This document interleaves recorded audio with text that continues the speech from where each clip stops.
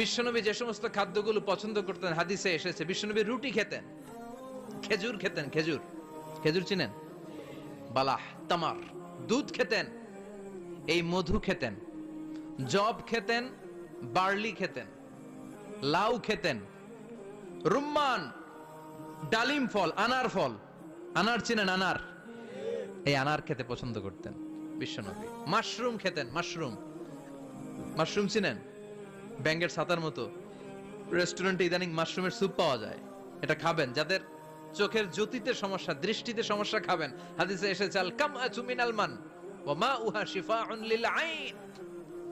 Mushroom হলো মান্না সালোয়ার মতো খাবার। মাশরুমের স্যুপ যারা খাবে, চোখের জ্যোতি যাদের কম, তাদের চোখের জ্যোতি বাড়িয়ে দিবে কে?